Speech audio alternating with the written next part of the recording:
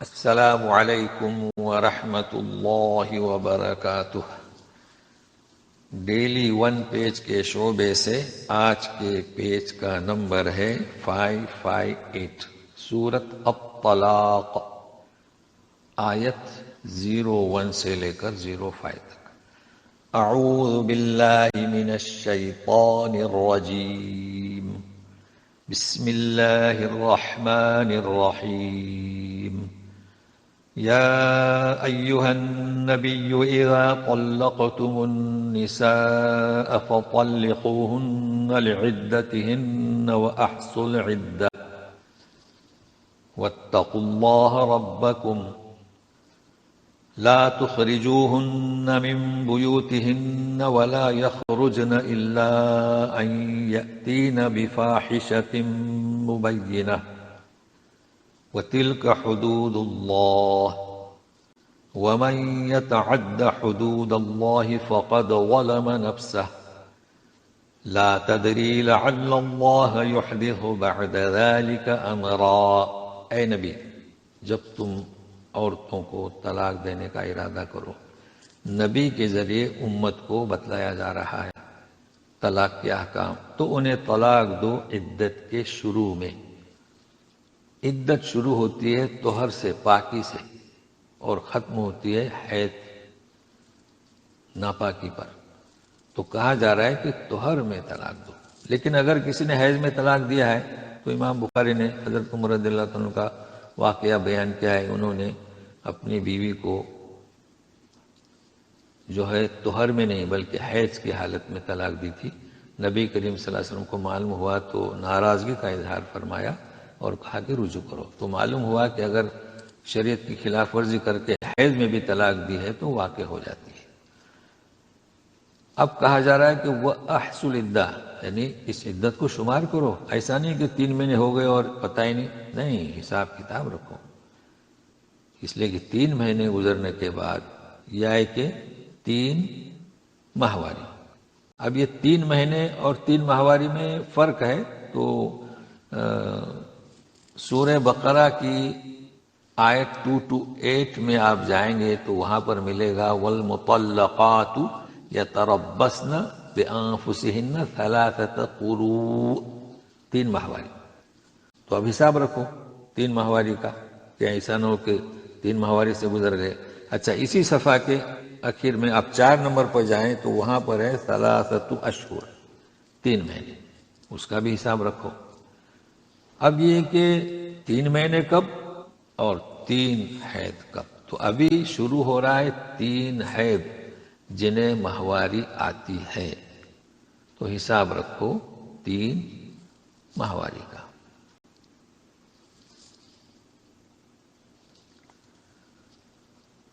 واتقوا اللہ، اور اپنے رب کی پرہیزگاری اختیار کرو۔ دیکھیے، نکاح جب ہوتا ہے تو وصیت تقوی کی جاتی ہے، طلاق کی نوبت آئے تو بھی وصیت تقوی، یہ بہت اہم نقطہ ہے۔ اپنے رب کی، جو تمہارا رب ہے، اس کا پرہیزگاری اختیار کرو۔ انہیں ان کے گھروں سے مت نکالو اور نہ وہ نکلیں۔ تو طلاق کا یہ طریقہ ہے کہ آپ جب طلاق دیں گے تو طہر میں دیں، پاکی کی حالت میں دیں، ایک دیں، اور وہ گھر میں رہے علیحدہ جگہ پر۔ تو اس سے کیا بات پیدا ہوگی؟ آخری فکرے میں ہے، لیکن شریعت کا حکم ہے کہ اسے 1 ہی منٹ میں گھر سے باہر نہ نکالیں، بلکہ 1 طلاق، اور مکان میں ہی رکھیں، 3 مہینے اس کا خرچ وغیرہ دیتے رہیں۔ تو ہوگا کیا؟ تھوڑا انتظار کیجیے۔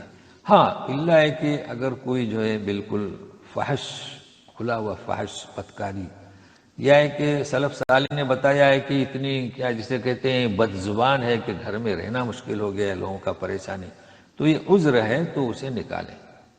نہیں تو آج کل 1 کے بجائے 3 طلاق، اور فٹ سے، اور 1 بھی طلاق دیے تو انہیں اس کا علم ہی نہیں ہے کہ اسے خرچہ دینا ہے، گھر میں رکھنا ہے۔ تو یہ حدیں ہیں، اسے کراس مت کرو۔ جو کوئی اللہ کی حدود کو کراس کرے گا تو وہ اپنے اوپر اس نے ظلم کیا۔ شاید کہ اللہ تعالیٰ اس کے بعد ایک نئی بات پیدا کرے، جس کے لیے ہم کہہ رہے تھے کہ انتظار کیجیے۔ یعنی 1 طلاق دیں، وہ گھر میں ہی رہے، ایک کسی حصے میں، کسی کونے میں، گھر میں کوئی جگہ مختص کریں. تو اس سے کیا ہوگا، اگر بچے ہیں تو بچے کبھی باپ کے پاس کبھی ماں کے پاس، اگر بچے نہیں ہیں تو میاں بیوی کو ایک دوسرے کی جدائی کا احساس ہوگا تو پھر وہ رجوع کر لیں گے. یہ ہے یہی بات. اچھا مزید کہا جا رہا ہے، تاکید دی جا رہی ہے، سنیے. فَإِذَا بَلَغْنَ أَجَلَهُنَّ فَأَمْسِكُوهُنَّ بِمَعْرُوفٍ أَوْ فَارِقُوهُنَّ بِمَعْرُوفٍ وَأَشْهِدُوا ذَوَيْ عَدْلٍ مِّنكُمْ وَأَقِيمُوا الشَّهَادَةَ لِلَّهِ ذَلِكُمْ يُوعَظُ بِهِ مَن كَانَ يُؤْمِنُ بِاللَّهِ وَالْيَوْمِ الْآخِرِ وَمَن يَتَّقِ اللَّهَ يَجْعَل لَّهُ مَخْرَجًا. جب وہ عدت کے قریب پہنچ جائیں، عدت پوری ہو گئی تو نہیں، وہ تو پھر مسئلہ ختم ہو گیا. عدت کے قریب پہنچ جائیں یعنی دن ماہواری آ رہی ہے تو ماہواری جو ہے وہ حیض جو ہے آخری پورا ہونے کے پہلے آنے کے پہلے اب رو کے رکھو انہیں بھلائی کے ساتھ. مطلب ہے کہ آپ کو موقع دے دیا گیا 3 ماہواری، تب آپ کو روکنا ہے، جسے کہتے ہیں ریٹرن. تو بھلائی کے ساتھ. کچھ لوگ شرارت کرتے تھے، واپس کرتے تھے پھر طلاق دیتے تھے پھر واپس کرتے تھے. تو ایسا نہیں، تمہیں رکھنا ہے بیوی بنا کر اسے، پھر دوبارہ تعلقات پیدا کرنا ہے، بھلائی کے ساتھ روکو. یہ ہے کہ جدا کرو بھلائی کے ساتھ، مطلب جدا کرتے وقت بھی احسان کچھ دے دلا کر اللہ کے نام پہ. جس طریقے سے اللہ کے نام پہ نکاح کیے ہیں اسی طریقے سے اللہ کے نام پر، یعنی کیا، شریعت کے مطابق. اور گواہ بھی بنا لو 2 جو تم میں عدل والے ہیں، عادل گواہ. اور شہادت بھی اللہ کے لیے قائم کرو. تو گواہوں کو بھی حکم ہے کہ تم بھی اس میں کوئی زیادتی مت کرو. یہ نصیحت کی جا رہی ہے کس کے لیے؟ جو کوئی یقین رکھتا ہے اللہ پر اور آخرت کے دن پر. اب اگلا فقرہ دیکھیے. جو کوئی اللہ کا تقوی اللہ کے لیے یعنی پرہیزگاری اختیار کرے گا تو اسے اللہ تعالی مشکلات سے نکلنے کا راستہ مہیا کرے گا. اب چونکہ طلاق دے رہے ہیں لیکن شریعت کے مطابق طلاق دیں تو طلاق دینے کی وجہ سے جو مشکل آنے والی ہے اسے آسان کر دے گا. اب اس کی تفصیل اگلی آیت میں ہے تو سنیے. وَيَرْزُقُهُ مِنْ حَيْثُ لَا يَحْتَسِبُ وَمَن يَتَوَكَّلْ عَلَى اللَّهِ فَهُوَ حَسْبُهُ إِنَّ اللَّهَ بَالِغُ أَمْرِهِ قَدْ جَعَلَ اللَّهُ لِكُلِّ شَيْءٍ قَدْرًا. رزق عطا کرے گا جہاں سے اس کو گمان بھی نہیں. یہ کون سا رزق ہے؟ بات چل رہی ہے طلاق کی. اگر شریعت کے مطابق اچھے طریقے سے جدائی ہو رہی ہے تو بیوی کو رزق یعنی خاوند کو رزق یعنی بیوی، ایسی جگہ سے رشتے آئیں گے تمہیں گمان بھی نہیں تھا. تو رزق جو ہے خاوند اور بیوی یہ بھی ایک دوسرے کے لیے رزق ہے، اولاد بھی رزق ہے، اور ایک رزق ہے جسے ہم عام طور پر سمجھتے ہیں. مگر یہاں چونکہ طلاق کے احکام بیان ہو رہے ہیں تو رزق سے مراد میاں کو بیوی، بیوی کو میاں. اور جو کوئی اللہ پر بھروسہ کرے گا اللہ اس کو کافی ہے. تو اللہ پر بھروسہ کرنے والے سارے امور اللہ کے سپرد کرتے ہیں تو طلاق بھی شریعت کے مطابق دیتے ہیں اور اللہ تعالیٰ اپنا معاملہ پورا کر کے رہے گا.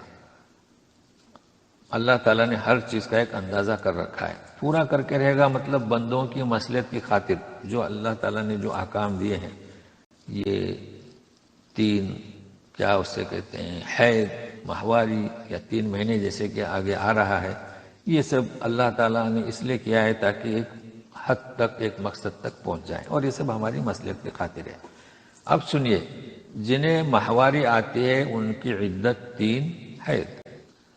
اب جنہیں نہیں آتی تو اس کی 2 شکلیں ہیں، یعنی جنہیں یہ ماہواری نہیں آتی اس کی 2 شکلیں ہیں تو سنیے. وَاللَّائِي يَئِسْنَ مِنَ الْمَحِيضِ مِن نِّسَائِكُمْ إِنِ ارْتَبْتُمْ فَعِدَّتُهُنَّ 3